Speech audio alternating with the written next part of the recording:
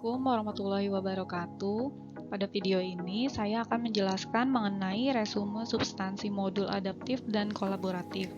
Perkenalkan, nama saya Ramadanti Safitri, peserta Latsar CPNS Mahkamah Agung, gelombang 3, Angkatan 7, kelompok 4, tahun 2022. Berikut poin pembahasan pada video saya kali ini. Yang pertama ada modul adaptif. Di dalam modul adaptif saya akan menjelaskan yang pertama mengapa adaptif, yang kedua yaitu memahami adaptif, yang ketiga panduan perilaku adaptif, yang keempat adaptif dalam konteks organisasi pemerintah. Selanjutnya poin pembahasan yang kedua yaitu modul kolaboratif. Di dalam modul kolaboratif saya akan menjelaskan yang pertama mengenai konsep kolaborasi dan yang kedua yaitu praktik dan aspek normatif kolaborasi pemerintah.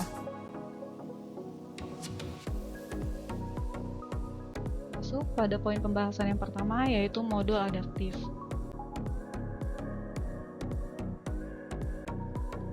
Di sini saya akan menjelaskan mengapa adaptif.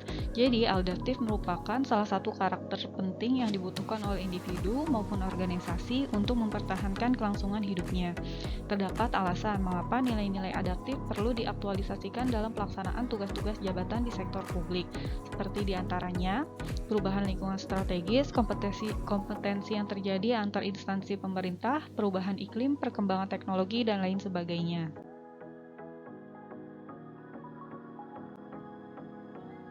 Berikut nilai-nilai adaptif yang perlu diaktualisasikan dalam pelaksanaan tugas-tugas jabatan di sektor publik. Seperti diantaranya yang pertama yaitu perubahan lingkungan strategis. Perubahan lingkungan strategis ini menjadi sesuatu yang tidak terhindarkan. Tidak ada satupun negara ataupun pemerintah yang kebal akan perubahan ini. Pun demikian dengan Indonesia. Dalam hal ini diperlukan perubahan cara kerja melalui adaptasi dunia industri dan sektor terkait dengan cara beralih dari tradisi industri yang lama. Kedua, yaitu kompetisi di sektor publik. Perubahan dalam konteks pembangunan ekonomi antar negara mendorong adanya pergeseran peta kekuatan ekonomi, di mana daya saing menjadi salah satu ukuran kinerja sebuah negara dalam kompetisi global. Bentuk-bentuk kompetisi tidak langsung bagi negara antara lain seperti kriteria kemajuan pembangunan, indeksasi tertentu, atau event-event olahraga, dan sebagainya. Yang ketiga, yaitu komitmen mutu. Pelayanan publik yang diselenggarakan oleh pemerintah melalui kerja ASN di sektornya masing-masing memerlukan banyak perbaikan dan penyesuaian dengan berbagai tuntutan pelayanan terbaik yang diinginkan oleh masyarakat.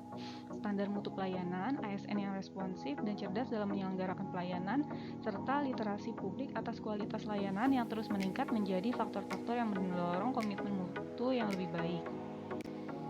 Yang terakhir yaitu perkembangan teknologi. Variabel yang tidak kalah pentingnya yaitu perkembangan teknologi seperti artificial intelligence, internet of things, big data, otomatis, dan yang lainnya. Tidak bisa dipungkiri bahwa teknologi menjadi salah satu pendorong perubahan terpenting yang mengubah cara kerja birokrasi serta sektor bisnis.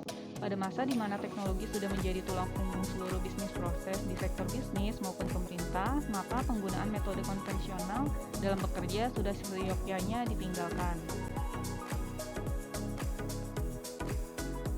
Rumusan tentang perubahan lingkungan juga diperkenalkan dengan rumusan karakteristik VUCA, yaitu volatility, uncertainty, complexity, dan ambiguity. Indonesia dan seluruh negara di dunia tanpa terkecuali menghadapi tantangan yang relatif sama, yaitu pada arus global, dengan perubahan lingkungan yang berkarakteristik VUCA. Di antaranya yang pertama yaitu ada volatility. Volatility ini yaitu dunia berubah dengan sangat cepat, bergejolak, relatif tidak stabil, dan tidak terduga.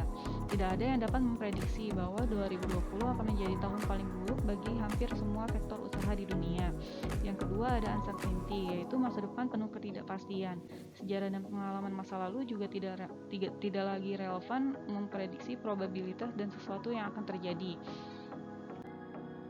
Selanjutnya ada complexity. Dunia modern lebih kompleks dari sebelumnya. Masalah dan akibat lebih berlapis, berjalin berkelin, dan saling mempengaruhi. Situasi eksternal yang dihadapi para pemimpin juga bisa semakin rumit.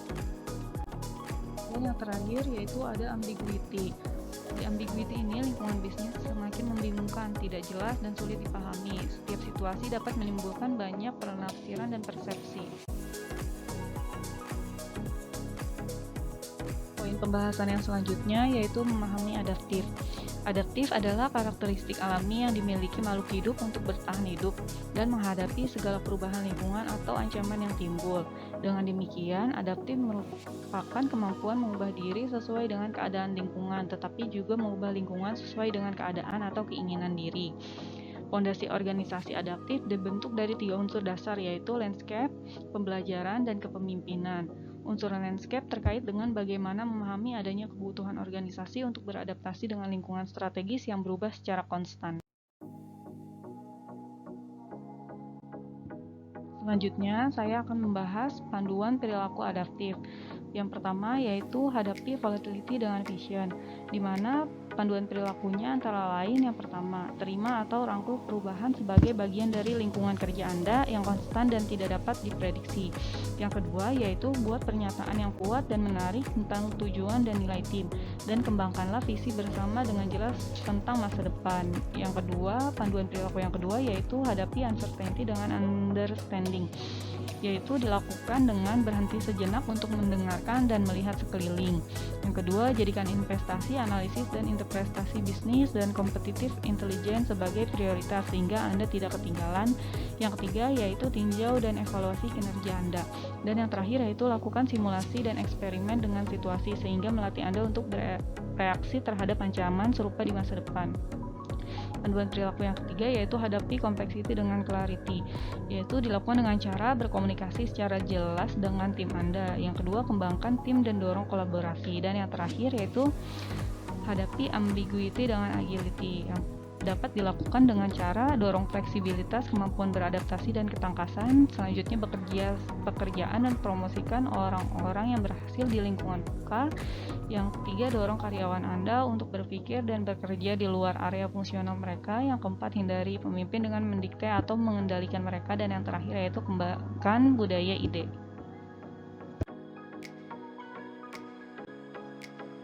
Selanjutnya, saya akan membahas perilaku adaptif lembaga atau organisasi. Organisasi adaptif yaitu organisasi yang memiliki kemampuan untuk merespon perubahan lingkungan dan mengikuti harapan stakeholder dengan cepat dan fleksibel.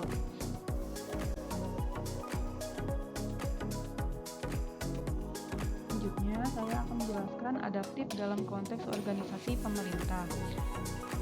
Pemerintah adaptif bergantung pada jaringan yang menghubungkan individu, organisasi, dan lembaga di berbagai tingkat organisasi.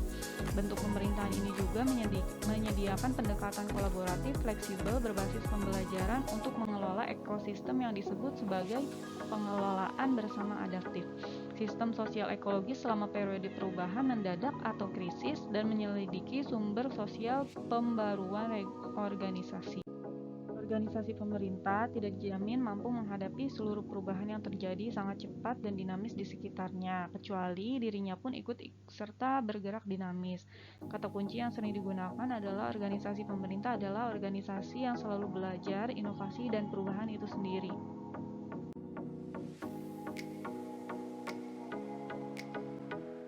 Perilaku adaptif mempunyai panduan perilaku atau kode etik, diantaranya yaitu yang pertama, cepat menyesuaikan diri menghadapi perubahan. Yang kedua, yaitu terus berinovasi dan mengembangkan kreativitas. Dan yang ketiga, yaitu bertindak proaktif.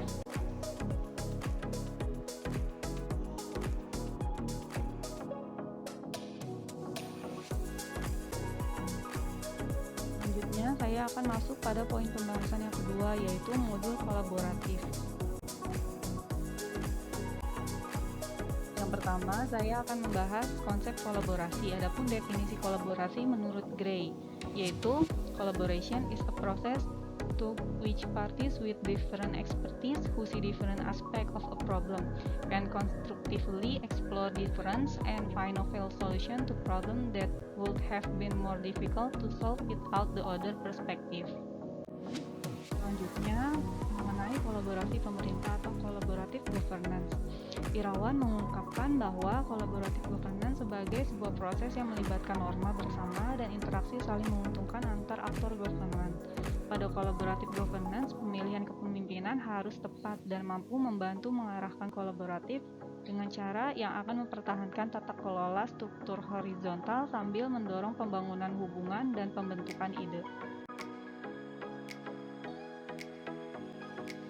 Partner mengungkapkan, terdapat 3 tahapan yang dapat dilakukan dalam melakukan asesmen terhadap tata kelola kolaborasi. Yang pertama yaitu mengidentifikasi permasalahan dan peluang, yang kedua merencanakan aksi kolaborasi, dan yang ketiga yaitu mendiskusikan strategi untuk mempengaruhi. Berikut merupakan contoh kerangka pikir dalam melakukan asesmen tata kelola kolaborasi. Pembahasan selanjutnya mengenai Wall of Government atau konkretisasi kolaborasi pemerintah.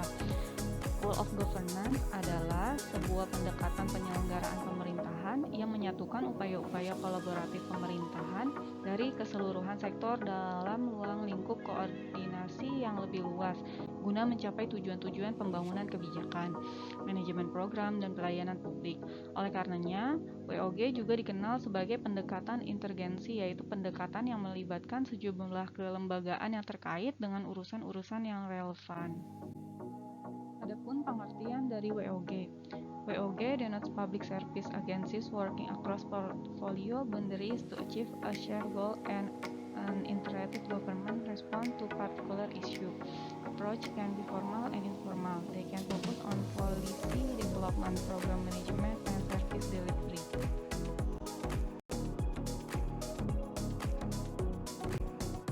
Pembahasan selanjutnya yaitu mengenai praktik dan aspek normatif kolaborasi pemerintah. Kolaboratif dalam konteks organisasi pemerintah. Penelitian yang dilakukan oleh Kustumato menunjukkan bahwa faktor yang mempengaruhi keberhasilan dalam kolaborasi antar lembaga pemerintah adalah kepercayaan, pembagian kekuasaan, gaya kepemimpinan, strategi manajemen, dan formalisasi pada pencapaian kolaborasi yang efisien dan efektif antar entitas publik. Berdasarkan ketentuan pasal 34 ayat 4 Undang-Undang Nomor 30 Tahun 2014 tentang Administrasi Pemerintahan, diatur bahwa penyelenggaraan pemerintah yang melibatkan kewenangan lintas badan dan atau pejabat pemerintahan dilaksanakan melalui kerjasama antar badan dan atau pejabat pemerintah yang terlibat, kecuali ditentukan lain dalam ketentuan peraturan perundang-undangan.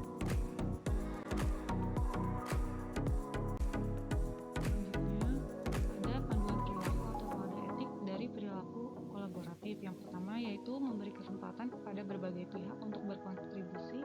Yang kedua yaitu terbuka dalam bekerja sama untuk menghasilkan nilai tambah. Dan yang terakhir yaitu menggerakkan pemanfaatan berbagai sumber daya untuk tujuan bersama.